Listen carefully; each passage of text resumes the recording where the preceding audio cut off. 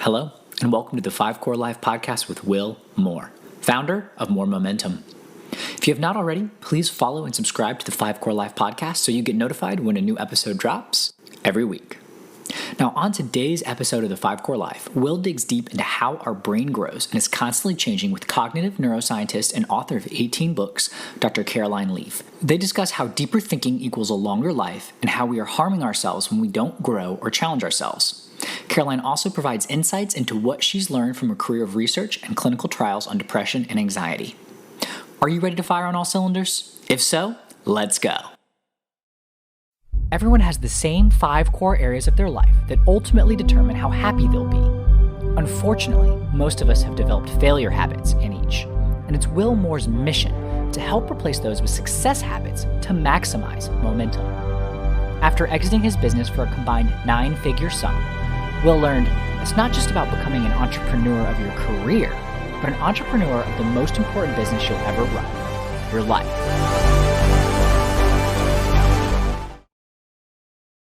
Hello. And there she is. How are you? How are you doing? I'm great. I was just introducing you, but you know what? I think it probably come better from you. First of all, how are you? I'm so good. How are you? I'm fantastic. Love the accent. Love it. Love when I get the accents on here. So let me ask you this. Does the world like American accents, or is it just that American accents like the rest of the world's accents? I think it goes both ways. I think we're all fascinated with each other. We sound different. We just enjoy listening to each other. So right. It's fun. It's different. Right. Okay. It's an interesting one. So where are you currently? Where are we doing this live? Currently based in Dallas, Texas. That's where our head office is and main home. But I was born in Zimbabwe, grew up in South Africa, have Italian dad, English Irish mom, and living in the States for 12 years now, married to a Swiss. So it's a nice big mixture. A true mutt. I love it. I tell you. True mutt. We all are, right? We forget that. We forget that as a country and as a world sometimes when we start doing some of these crazy things we're doing now and persecuting others and bias and prejudice. But it's like we're all a big mix-up. Exactly. We're all a big mix-up, and Yale brought out a study about 2 years ago saying we have no normal brain, and I thought that's one of the most fabulous things that we can hear as humans. There is no normal brain. We're all unique. So there you go. I love that. Right. Normal is that word is taken on a negative connotation because people then try to be normal and like the herd. And when you do that, you're going the wrong way. So nobody could probably tell us better than you. Why don't you tell us about your background, your experience, and a little bit more about what you're currently working on? Absolutely. So I'm a cognitive neuroscientist and communication pathologist, and I've also done work in neuropsychology. And so essentially what I look at is the mind and the brain and the mind-brain connection. Integrative medicine and the whole impact of what is mind. I've developed a theory of mind and how does that impact the brain. I've been in the mind-brain research field for 38 years now, so it's a long time. And I practiced clinically for 25 years. I worked with a very wide range of issues, people with dementias, Alzheimer's, traumatic brain injuries, CTE, which is injuries from sports injuries, and learning disabilities, trauma. I worked in South Africa in the apartheid system, so with a lot of trauma, the post-apartheid. Worked in other countries as well. And I still do clinical trials, still do a lot of research showing people helping people understand what the mind is and how it impacts the brain and impacts the body. And so I do quite intensive research in that area as well. So basically you're an underachiever is what you're telling us. I just try and help people. Get out and do something with your life, Caroline. I mean, what have you done? What have you done so far? That's it. No, that's amazing. I love hearing these types of things, and it's always a good lesson to the viewers and people watching that it's like, I'm sure that this all didn't just fall in your lap, right? I'm sure there was a lot of work involved, a lot of twists and turns. Absolutely. This is years and years of study, years and years of research. My average days are sometimes up to 14, 15 hours a day. I'm very good at taking breaks, and I take weekends and things, but it's a very intensive, lot of research, a lot of work to run clinical trials, and I write books and lecture and that kind of thing. So it's not, people often think, oh, how did you just get there? You don't just get anywhere. It's hours of constant learning. I'm still learning. Preach. Yes. Yeah, you're just constantly building your brain, constantly getting new information, constantly trying to improve. And because I help people manage their mind, and my research is around mind management and mental health, so it's you have to be very up to date with brain research. And So oh my, I love it. So let me ask you this. Is it not amazing to you that the current educational, specifically the public school system, some private schools are starting to, to get it, but mental health, all these things, like what you've learned in the science, and the fact that it's not really part of the mainstream educational system in terms of like, hey, this is who you are, this is how your brain works. Like you just said, everybody's unique. You're not abnormal, you're not normal, you're you. And let's focus on the good stuff about you. Let's figure out how to make it work. Let's figure out how to get that mind body working in unison, building momentum. Do you find that it's strange, or are you frustrated with the fact that it's taking such a long time for the educational system to shift into that? oh, absolutely. In South Africa, I spent of the 25 years that I was still working there, I was working with the education system as well as privately, as well as within in like traumatized areas, like in the township areas, etc., which is where they would put all the underprivileged people. They would just kind of shove them aside, and poor education and everything. So I've been in education alongside mental health for forever. I've trained thousands and thousands of teachers and developed a lot of techniques to try and not even techniques, processes, more to try and help people understand their mind and how to use your mind to change your brain, like a vehicle. And it is frustrating because I was horrified when I came to this country, and I did a lot of work here in education too. I was horrified to see how they teach to the test. And I'm not surprised that they Right. have with online learning now, because the kids have never been trained how to read a book and how to really understand and process chunks of information and get meaning out of information. Because if you teach a child to read a book and to know how to deal with knowledge and how to manage knowledge, you can be very successful online. So yeah, I look at this now and the disaster that it's been with COVID, and now then going It's an back opportunity. and, yeah, it is. I mean, it's such a there's such a simple way around it, and Right. that's not what. So I was horrified, as I said, in this country that it's almost backward, and it's pretty much this country influences other countries. So other countries have gone a little bit backwards in some cases as well with education. So education's done this. There's some countries that have really got it right. Their kids are thinking deeply, and they know how to learn independently, and that's something this country needs to still teach our kids. And if we do, we can manage this online situation. So God, preach. Yes.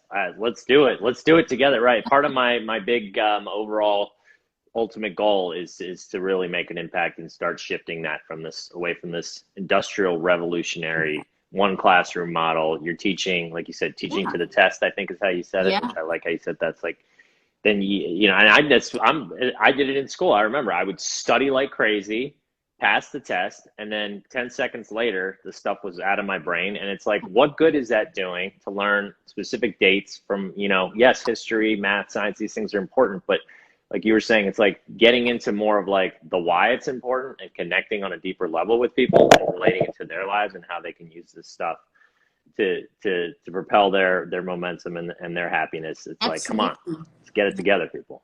We've got to think deeply. We're designed to think deeply, and we live in, as you quite rightly mentioned, we live in an industrialized age and a technologically advanced age, which is amazing, but it's also made us go backwards. And if you look at the research statistics, we're not advancing mentally. We're advancing with, yes, certain people are developing technology, so we are Right. doing those brilliant leaps. But in terms of humans as a whole, with the busyness of life and technology, we've actually gone backwards. And that is bad, because if you don't keep building your brain in a very deep way, which is deep thinking, and you just get very surface in your thinking, you actually cause brain damage. And that then causes body damage, and then that causes a change in how we function. And I don't know if you're aware of it, but since the 90s, there was a shift started happening, and that shift is now manifested quite dramatically.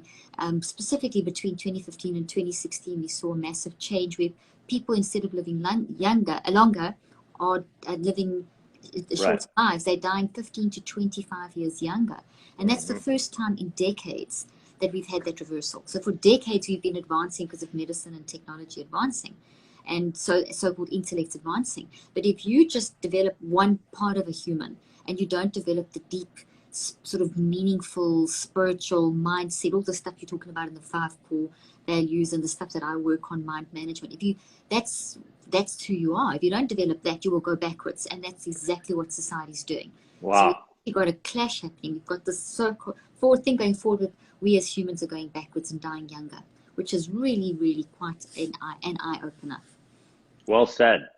Yeah, my 5 core, my post today, every week I do a 5 core Friday, and I actually, it's a neat one. You may want to check it out. It's one of my favorite ones I've ever done. It's on, let's say you were born in 1900 versus being born today. And I kind of just went through some statistics of the types of things people used to have to go through and adversities they had to face versus now. I mean, we're in this COVID and there's this lockdown and people are complaining but it's like, it's all perspective, right? It's like, okay, well, polio wiped out 750 million people, or 75 million people, and then the smallpox, like 700 million people. I mean, World War I, World War II, the Vietnam War. Like, if you were born in 1900, you went through all this stuff. The stock market crash, the Great Depression, and it's like, what are we complaining about, right? And so it's like, right, just it's all about perspective, taking that 10,000-foot view and saying, okay, what's going on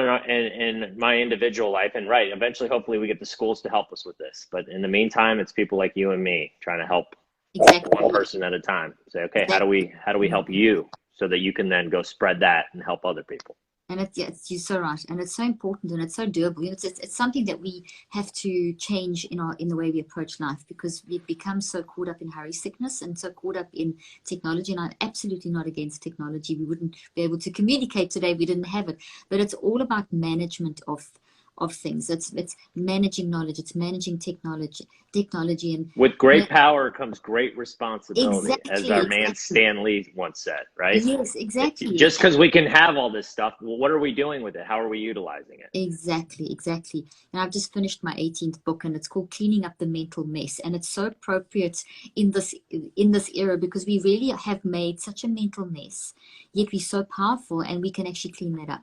And I think part of, a big factor that I think is very important in us doing what you and I are both saying is accepting things like depression and anxiety and the negative emotions, not as being these scary things that you've got to avoid, but actually to embrace them and process them and reconceptualize them, because it's not a mental illness that you have if you're feeling depressed. You're just being a human, and you're just responding to the circumstances of life, and you have a story. But we've had a message for 30 years that has really contributed to what you're not talking about. It's contributed to people, the education system, and people just kind of almost have become shallow and frustrated. And it's not who we are, because people sense that this is not right. People are frustrated. Right. People are reacting in a good way.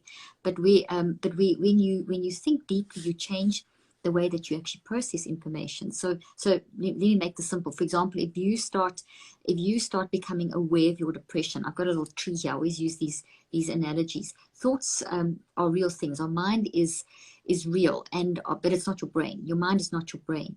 So when you like, people are listening to us now, and they're going to go from here into whatever happens today in their life, they are processing in response to the events and circumstances of life. So that you're using your mind to do that. And as you're using your mind, and you talk about this as well, but as you're using your mind to respond, your brain is changing all the time anyway. That's neuroplasticity. So your brain is changing because your mind is responding. So your mind is actually the thing that makes the brain work. So your mind uses your brain, but we're in a world that tells us you are your brain. There's a real cool image of a brain. You're right. Brain. I like that. Yeah.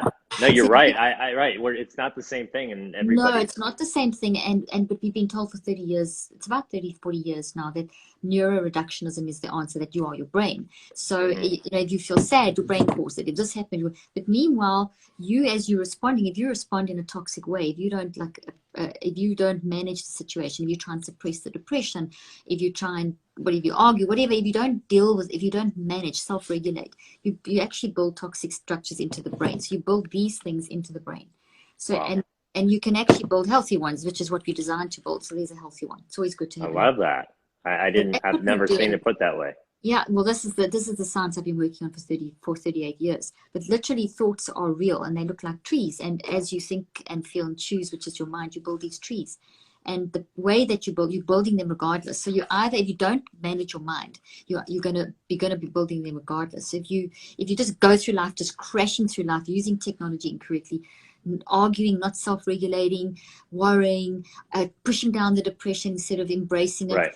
Using the anxiety to find the message instead of being fearful, getting whatever, you are going to build toxicity instead of health. So either way, you're building something. You're never not building. Yes. I teach people how to direct their neuroplasticity. And what's so important about this role is that these become the root from which you operate. So if you're constantly toxic and you have used your mind to change the structure of your brain, which is what you're doing, but if this is what you're building in your brain, and these are real, they're built on your neurons in your brain, this is what you're going to say. This is what you're going to do. This is how you view life. And then you just increase it, and that's the toxic mindsets. Then it will affect all 5 core areas that you talk about. So it's a bit of the science this is behind like I love that.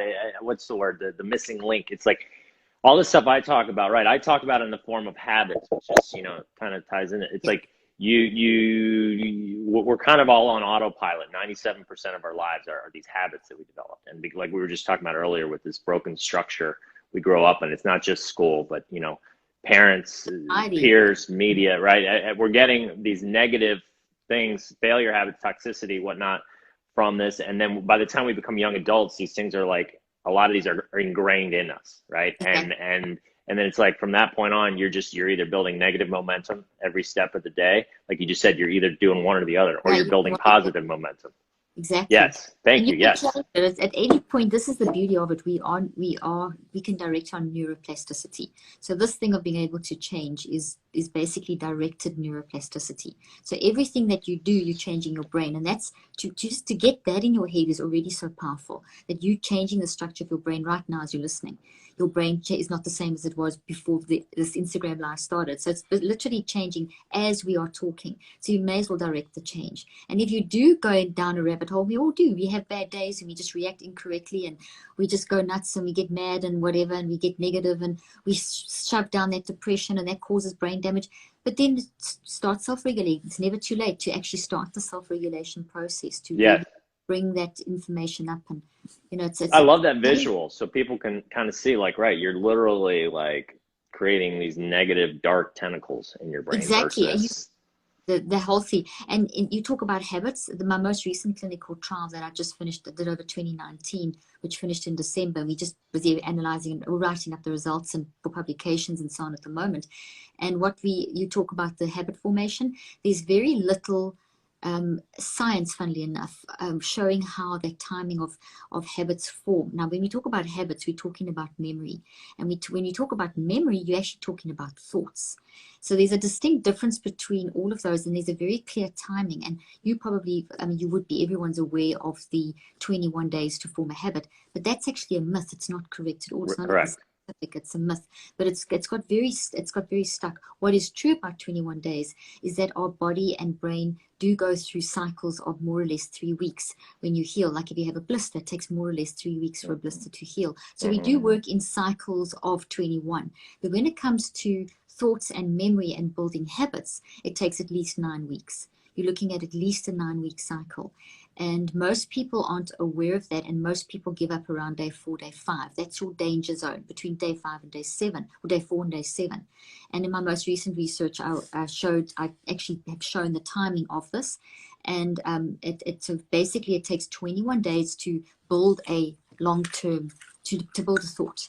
So a thought is a tree.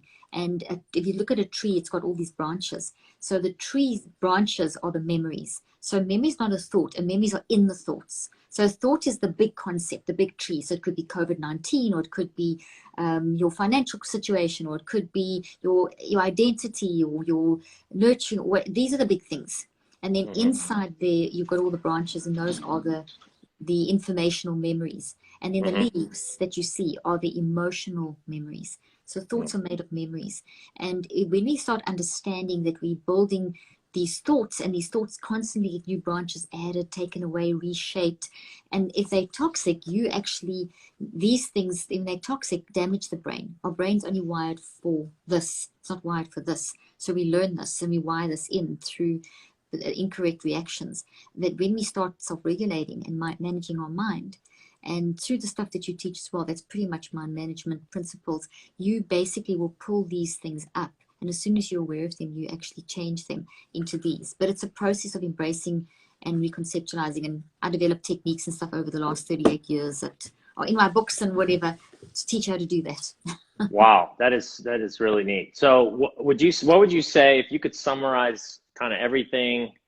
This is probably a big ask, but in a few sentences, or what you've learned about humans and the main thing that you think they need to do to change to get that green leafy stuff versus that burnt yucky stuff. Yeah. I like the descriptions. Well, the big thing is that self-regulation is key. We are designed to self-regulate. The neuroscientific research shows that we are able to, and this is the area of research I've also been involved in, that you can self-regulate every 10 seconds. So we as humans are self-regulatory humans. But when you get so busy, you don't self-regulate as much as you should, or it's not, the quality drops. So that we're always self-regulating to a certain extent, because you can't not self-regulate. It's the quality of the self-regulation that's so important. So that's one of the key issues. So a lot of the work I've done and the processes I've developed for therapy, clinical tools, and then just for people in general, just like how do we day to day, have been to help to make sure that you self-regulate in a more quality fashion. And the other thing is to realize that you've got to persist and push through, that it takes at least 63 days to form a habit, that you get in your brain something called gamma peaks, which is your brain is responding to your mind. So as you're building a habit, you're doing mind work, and that mind work is building these little structures that 21 days, this little plant has grown, this thought tree's grown, but it's very weak. So it needs lots of energy added to it. So that's why you need the extra at least 42 days. You need another 6 weeks. So it takes 9 weeks before this thought, which is for this thought to become a habit, which means it's going to impact your behavior. That as you are in a situation, like maybe you used to always get mad at a spouse if they did something, and it always led to some sort of argument.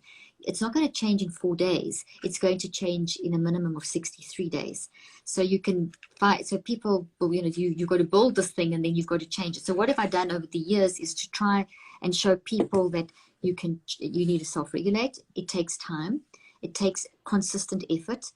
If you are dealing with traumas which influence our relationships and influence our identity and influence all the core values or everything about how we function, that's going to take maybe multiple cycles of 63 days, depending on the extent of the trauma. And also that trauma is something that you don't spend a long time on. So one of the key principles that I teach in my books and apps and things is that you work, and I've used in clinical practice. Everything I teach is scientific and has been researched scientifically and proven with clinical trials and applied for nearly 38 years in clinical practice. So very, very scientific stuff. The other thing is that when you're working on heavy going stuff like the traumas, you don't want to spend too long in the day. And that's where a lot of people make a mistake. They will spend a lot of time getting stuck, and then that leads to rumination and overthinking, and more, the trauma gets bigger because whatever you think about the most will grow. So when you're thinking about trauma and dealing with trauma, you need to limit the time you spend, and it needs to be very, very organized, very important. So that's a very key thing. The other side, that's a very big part of mind management, because trauma will invade everything about your life, everything about your relationships, your emotions. Remember, the emotions are memories, are the leaves on the tree. And so they're going to, that's one key thing. But the other key thing that's absolutely essential for mental health that you can do all day long is brain building. And brain building is the same sort of process, but instead of it deconstructing something toxic and reconceptualizing it into something healthy, you are actually managing the day-to-day moments. And so, managing, that's the one part of brain building. And the other part of brain building is growing your brain. Your mind is designed to learn. Your brain is designed to learn. And that's the deep thinking stuff we spoke about in the beginning. And that's what, if you don't learn, this is the most amazing thing. Most people will not know this. But if you don't learn something new every day, if you're not deep thinking about stuff and really understanding stuff, you're building up toxic waste in your brain, and you're shortening your life, and you're increasing your chances of dementia, you're increasing your chances of cardiovascular issues, immune system issues, etc. So one of the greatest tools for mental health is brain building. Very, very critical.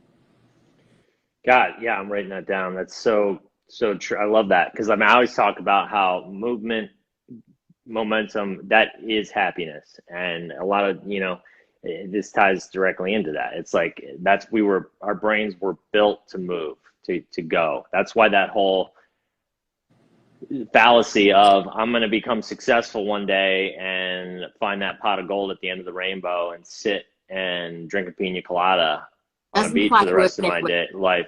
It doesn't. We built this, right, media and movies and stuff. It's like, and then we think, but then it's like, ironically, it's what happened when I sold my company last year. I financially no longer have to worry about where money's coming from. And it was something I'd worked on for 10 years, and we exited, and it was an amazing feeling. I can't even tell you. I'm sure. For 10 minutes. And then it was like, now what? What's my next goal? What's the next mountain I'm climbing? And that's for whatever, take it at how you want to. Some people might look at that as a depressing thing. It's like, what you mean? No matter where I get, I'm always going to want to go further, and I'm never going to be satisfied. Well, if you look at it like, enjoy the journey, enjoy the process. And yes, you've got to constantly be growing. Just make sure you're doing that, and you will be happy. The happiness comes first, and then you create this little success loop. And it's amazing to me, people just don't seem to get that. And as many people have said it and screamed through it. And even me, until I had that moment, I was like, okay. I knew in the back of my mind it was true. But part of me was like, I wonder how this is going to feel. And like I said, it felt good for a little bit. And then it was like, okay, what's my next venture? The next thing, yeah. Now what? So we're designed to keep growing. We're designed to keep taking on that next challenge. And complacency is not what we happy. It'll make us unhappy. So there is always, and it's great that one is financially stable and everyone wants to be there. But that, the meaning of life comes from us constantly moving forward and also reaching out to help others. I interview so many people like you probably do, and it's the consistent thing is people want meaning and they want to be able to help others, no matter who they are, what they've achieved, and how much they've achieved. Right. It's a very core fundamental thing inside of us, and there's research showing that the more you reach out and help others, the more you increase your own healing, whether it's mind stuff, whether it's physical stuff, by up to 68%. You increase that factor. It's a quantum leap in how we function, which is amazing. So God, yeah. I mean, that's just such a great, powerful, we're totally on the same wavelength. So what types of people, so when you say you interview people, what types of people do you interview? Everyone across the board. I mean, I've interviewed like from Wim Hof, the Iceman, who's won 26 world records. I don't know if you know who Wim Hof is, who climbed Mount Everest in shorts with no shoes on, and he's known as the Iceman. To all kinds of psychologists and psychiatrists and just people that have achieved like top businessmen. So across the board spectrum, just you see consistently, from one side to the next, male, female. The underlying thing is we recognize the need to reach out to others and to help and to find meaning. And that's very hard to do when you've got a mental mess inside of our head. That's why I do the work I do, to try and help people to clear that mental mess. And so it's not a technique. I don't teach a technique. My system, I've got an app. If I'll hold it up here, it's called Switch. This is my most recent work that I used for my clinical trial. That's what I did was I used all these techniques I've developed and put them into the inbox as well, but on a technology platform. So you've got both options. But that's the trial that we used. That's the technique that I used. This particular app I used in my most recent clinical trials. And what we saw with everyone in the trial, we had experimental control group, standard, gold standard, random controlled trial, double blind, all the fancy language. What I wanted to see is that if you make people start being very aware of their ability to self-regulate, and you give them some sort of directed, organized mind management strategy. So they prepare their brain, and in preparing your brain is all that, the breathing, meditation, all that stuff. But the main thing is beyond that. The main thing is managing your mind day to day, dealing with the trauma, dealing with the day-to-day stuff, dealing with the brain building. When you teach someone to do that, does that change? And I've seen from all my other research that it does, but this is just taking it so much deeper. And it was unbelievable. So we had significant changes. I used brain technology. We used different psychological measures, narratives, people's story. We used blood measures. We even looked at people's DNA. And the telomeres on the DNA, which are your chromosomes, and where my fingernails are, that's what we call a telomere. And a telomere determines cell health, which will determine system health, which means cardiovascular health or immune system health, etc., etc. And we looked at the relationship between like cortisol, which we're all familiar with, and things like homocysteine and DNA. And when people were managing their minds, and I found this consistently over the years, but it's interesting in this most recent trial, the more self-regulated and organized you are in your mind management system, the more you will actually increase cellular health. So we had people, for example, that had their cellular health will tell you your biological age, the age of your organs, versus your chronological age. So we had people that were in the they were millennials, some of them, and they were actually, but their bodies were bodies of 55 and 65-year-olds. So their bodies were older than their age, and their inflammation throughout their body was absolutely shocking. And cortisol levels through the roof, and their brain was like, when we looked inside the brain at the energy response in the brain using QEEG, which is a very advanced way of looking at how the brain is responding, we saw like really low activity across the front of the brain, which means that the identity shot, the ability to be cognitively flexible was shot. So but what we saw in their story and the testing, we saw in the brain as well. We saw it reflected. Now the brain doesn't, you can't read the brain, someone's thoughts, you can't read love, you can't, but you can see a response. Your brain just responds. So when the energy of the brain is out of sync, so the two sides are out of sync and the energy is dropping off in certain areas and too low in certain areas, then people can experience extreme depression. Sometimes you can get a massive, too much of energy, and that's this like massive, like a tsunami, and then you'll find very high anxiety. So we taught into my trial and the app, I taught people how to recognize and embrace the anxiety and the depression and the fear and the anguish and whatever emotion, to face that and to pull that up, and then to find the root of that, and then to manage through that. So that's the trauma side, and then teaching them how to also manage the day-to-day stuff. And we had people whose brains went from like they were completely depressed to like zero depression, 25% improvement in sleep, 81% drop, in 81% improvement in managing anxiety and depression, cortisol levels significantly dropping to healthy levels, homocysteine going from where you're nearly dead levels to literally normal levels. And that's just, I mean, I can go on and on. We found so many relationships. And the point that I'm making here is that when you use your mind, your brain and body will respond. Doesn't mean that you can make magic. You're not going to now suddenly get blue eyes if you've got brown eyes. It's not that nonsense. It doesn't mean that you're never going to be depressed or sad. Not at all. You have to be depressed and sad and anxious and experience all these emotions because you're human, and you would be very abnormally, you'd be weird if someone died around you and you didn't feel something. So you don't want to suppress your emotions. What you want to do is accept them and manage them. And that's the difference. And we live in a society today that as soon as you have any kind of weird emotion, either you've got the toxic positivity that the happiness psychology movement has brought in, where, oh, you mustn't have a sad feeling, replace it immediately with something good and don't let it. That's not real, because this thing is real. And if you shove it down, we saw the damage in the brain from people suppressing stuff. You can see literally, you literally get damage in your brain from suppressing. You have to, and the other side of the thing is you also, the mental health movement today, this sort of standard, which is not scientific at all, which a lot of us scientists and people in the medical world and mental health world are fighting against. But it's that thing of, oh, you've got clinical depression. They look at your symptom, give you a diagnosis, and give you a brain damaging medication to numb your brain and disconnect you from your deep wisdom, meaningfulness of what life is. And that doesn't help people. And for 30 years, they've been doing this, and it's made things worse. So they say depression's increasing, anxiety's increasing, as though it's a cancer increasing. You can't. Well, it's a fact we're becoming less happy as a world society. I mean, it's science that they've proven that the World Happiness Report, they do surveys. Yes, people are getting less happy.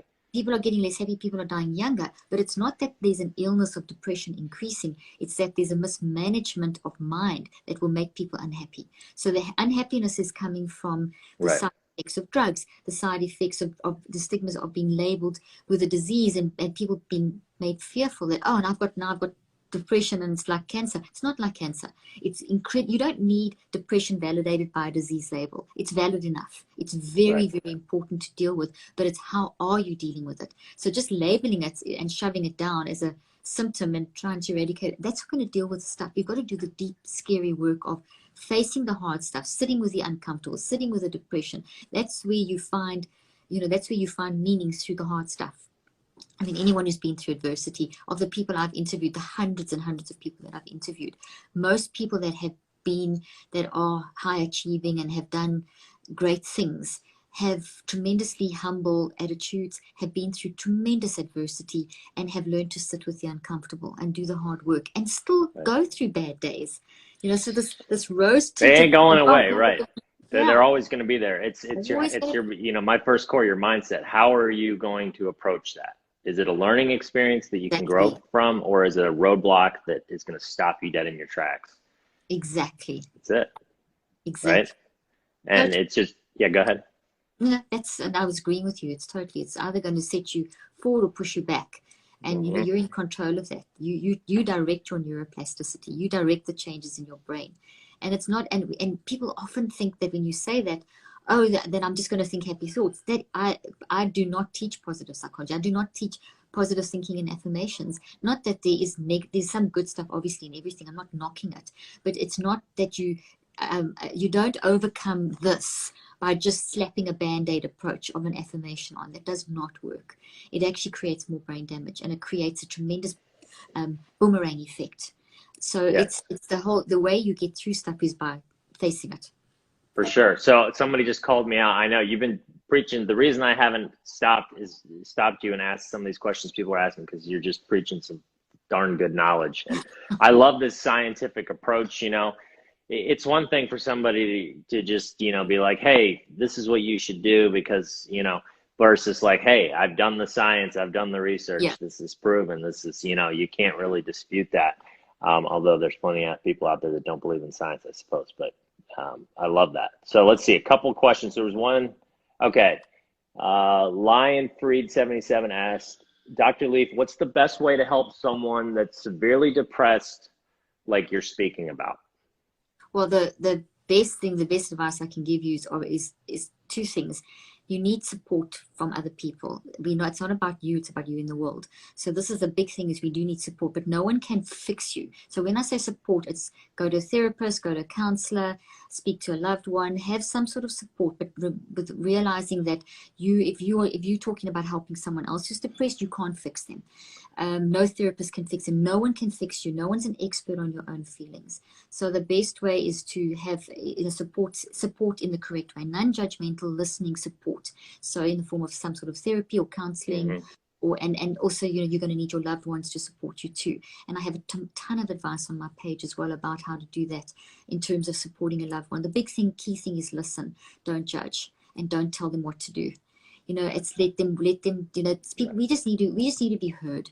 People need to be heard and supported, and as therapy is a great place for people to be able to be in a non-judgmental environment where they can express their emotions. The other thing is, between therapy, you've got to live day to day, and between therapy, you can't talk to family members all day long. You've still got to be surviving, so you've got to know how to limit that trauma to certain times of the day, and that's why I recommend something like a directed neuroplasticity organized time technique, which is what I did in my app. So the other thing I can recommend is that they can try out the app, the Switch app, which is on app. You can put it in your comments. I mean, you can put it. Yeah, what is it? So just spell it out so people know. So it's called the Switch app. So it's Switch. Okay, or it's backwards because we're it's backwards. So it's Switch, like a switch. SWITCH. Yeah.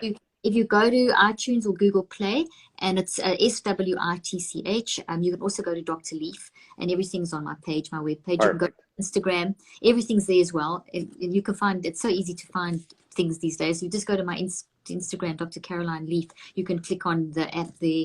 But that's a great tool to help people then to learn to manage their day-to-day moments, to manage their thoughts in the moment, because it's the thoughts in the moment that cripple us. These things come up.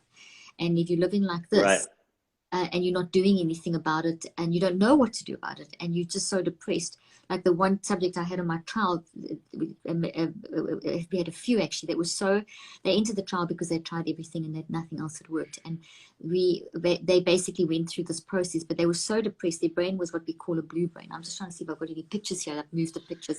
I had pictures. Give me a second. I've got a picture. Give me 1 second. I'll show you a picture. While you're doing that, I love that. For those watching at home, I want everybody to imprint that visual of those like burnt looking twigs. And it's like every time I start to, right, you start to have those toxic thoughts and go in the wrong direction and do these things and develop these bad habits, and you catch yourself. Think of those twigs and think, okay, they're there, and I may have started to create them, but I can uncreate them and create that really bushy, beautiful, leafy green tree. Exactly. And the way you do that is by embracing, processing through, and reconceptualizing. And that process, I teach you exactly, I walk you through in the app, like literally, that's like therapy. This teaches you how to do the principles, the Switch app, and the books also. I've got lots of books. But the Switch app is audio-driven video, so it's really easy. It walks you through the process of how to detox, and then you can reconceptualize into the healthy. So just to show you, for that person who asked the question on depression, this, even though it'll be back to front, you don't have to read anything except look at the colors. What you're seeing are heads, and the little at the top there's the nose, and those are the ears.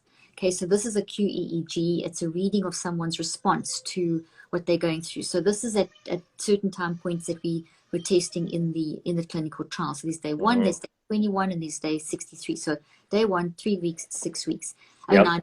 And that's how long it takes for a habit to form. So these people were tested very intensively with the blood and the brain and the psychological and their narrative. The most important part was the story. Who are you? What are you going through? How do you feel? What's been happening in your life? What happened in your life? What's going on? So the narrative. So this person with a blue brain over here, these are just different frequencies, and I'm not going to go into the technical, but just look at the blue. Blue means low energy. It means that the brain is not functioning like it should. The identity shot. This person was so depressed, not sleeping, relationship shot, job like about to leave their work, had tried everything. They pretty much were giving up on life, and this was like their last ditch attempt to try and carry on. So this was quite a big undertaking to even come into the trial. Tremendously admirable that they even did. They got the app. We gave them the Switch app. Once they've been tested, they didn't meet me. There's no therapy. And this is what I'm stressing. The power in this person went away after 3 weeks. This person came back and there's gray. You see lots of gray and lots of the lighter green. That's a brain that's stabilizing.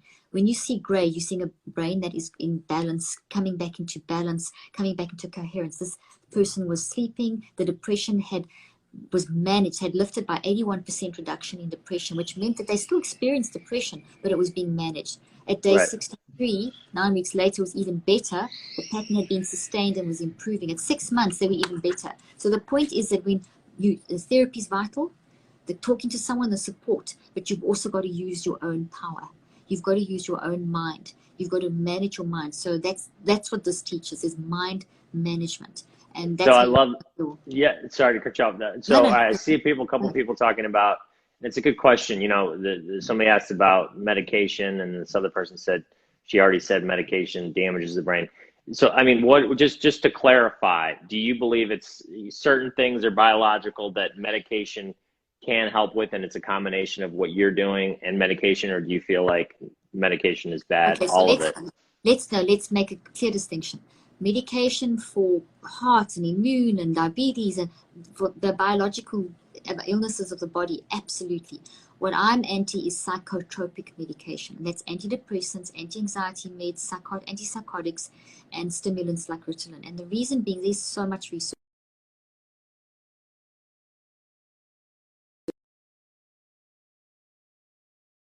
And the good news is that, yes, it does damage your brain, but when you wean yourself off, when you come off, and you can, there's ways of tapering off, the damage heals. So the big thing is that the big problem with those drugs is that they suppress your emotions. So a lot of time people will feel better for a short period of time because they're so anguished, and it's so hard. Like someone who's been through multiple rapes or something, or terrible abuse, they have a complete psychotic break. There may be a 24, 48 hour, 72 hour period where they just need, they just do not to even be thinking. They just need to be like sleeping and stuff. But to have these things long term, the research has shown that they're very addictive. And when they wear off, as soon as they wear off during the course of a day, they start having, you start getting the most weird side effects. And some of those weird side effects are increased depression, increased anxiety, increased suicidal ideation. Right. In general, people may not be aware of this, but 90% of people have experienced suicidal thoughts at some point in their life.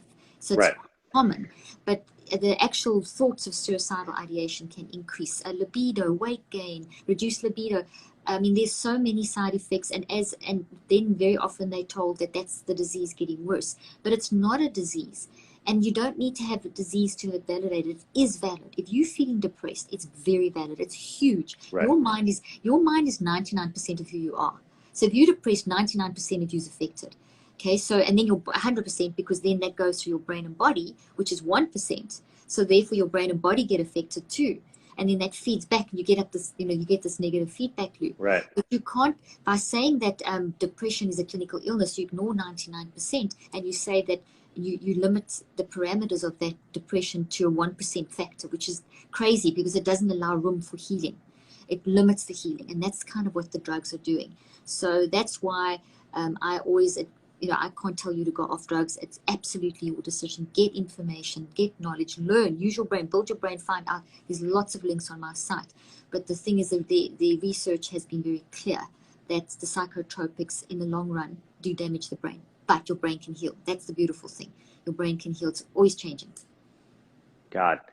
I feel like we could go on for hours, and we could, because then there's more questions in here. You just answered some of them, and thank you for spending the time, and you've got these diagrams and stuff. It's always very helpful. Visuals, easier to picture because it's a big subject. Yes, absolutely. And most people don't do that. So thank you for coming prepared and having those.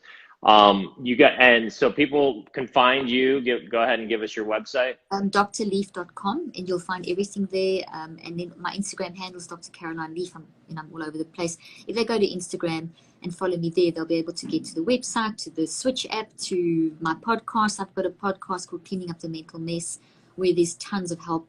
Every day, I'm like you, giving help to people in managing these things. So, and the clinical trials, we've got all of that being written up at the moment, so people will be able to access that information soon. And lots of books on my website. There's lots of help, lots of blogs. You said you just wrote your 13th book. 18th. Excuse me, 18th. God. No problem. Again, underachiever. You need to really get on, taking some action and doing some things. So, well, this is amazing. I don't say this to every guest, but I really want to. You really resonated your message with me, and I love hearing when people are much further along than me in a lot of ways, in terms of you've been doing this for a lot longer. I'm really into this, and I've been kind of working on this stuff, using myself as a human science experiment over the last 25 years, taking notes and all these things. And now I'm kind of putting it all together with my 5 cores and habits. But the science aspect of it is just so great and so cool to me. And it just, I always talk about Simon Sinek had this really cool. Are you familiar with Simon Sinek? Yes. So he's in this space, but he had this really cool viral, you should check it out if you haven't, YouTube video. I don't know the exact name, but it's about connecting to your why. And I remember, I heard about that. Yeah. This kind of is the type of stuff where it's like, saying it in this way, I think helps people really connect with, oh yeah, okay, yes, that really resonates with me. That makes sense. It's scientific, and you've got the visuals, and it's helping people to sort of be able to picture it and to see and to be like, okay, wow, yeah. Versus, again, just somebody just going, hey, you should do this. And Simon Sinek in his video talks about like advertisers, how 99% of the advertisers are like, look at us, look how great we are, you should do what we're doing. Versus taking the side door approach and just kind of being like, hey, what is it that, hey, this is who we are, and you can get involved or not, but we're going full speed. And if you're with us and you believe in it, and it's something that you can get behind, then great. If not, hey, no harm, no foul. And it's like just kind of that change of perception. And so again, thank you for everything that you're doing. My You're pleasure. doing a fantastic job. And I'd love to keep in touch if you're okay. Yes, I'd love to. Let's do that. I'd love to. It'd be great. Thank you. I'd love to have you on again. Obviously, there's a lot more we could have talked about. So thanks so much. Thanks everybody for tuning in. The tip of the iceberg. Exactly. Thank you so much. Thank you, everybody. So good meeting you, Will. Okay, so good to meet you too. Take care. Bye. Bye. That's it for today's episode of the 5 Core Life podcast. If you have not already, please follow and subscribe to the podcast on your favorite listening platform. And of course, if you got a ton of value and you think someone else in your network might as well, share the podcast so others can enjoy. That's it. Now it's time for you to go fire on all cylinders. See you next time. Get moving. Build momentum. Join the movement. Go to moremomentum.com to take a free life evaluator quiz on where you currently stand in each of your 5 cores.